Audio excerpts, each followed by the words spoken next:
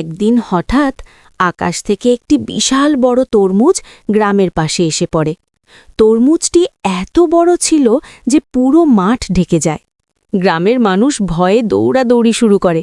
কেউ ভাবে এটা কোনো দানব, কেউ ভাবে আকাশ থেকে আসা অভিশাপ। কিছু সাহসী যুবক এগিয়ে এসে তরমুজটিকে পরীক্ষা করে।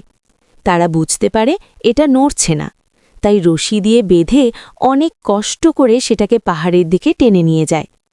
পাহাড়ে তুলতে গিয়ে হঠাৎ তরমুজটি গড়িয়ে নিচে নেমে সমুদ্রের ধারে চলে যায়। সেখানে কিছু জলপরী বা মৎস্যকন্যা বসে গল্প করছিল। তারা হঠাৎ এত বড় তরমুজ দেখে অবাক হয়ে যায়।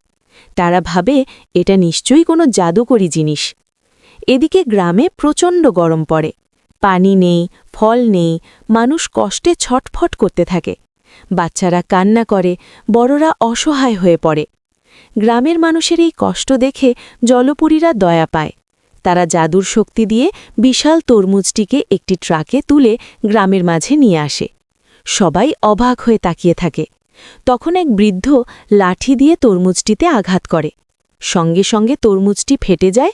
ভিতর থেকে বের হতে থাকে হাজার হাজার ছোট ছোট ঠান্ডা ফল, রসালো তরমুজের টুকরো। পুরো গ্রাম আনন্দে মেতে ওঠে।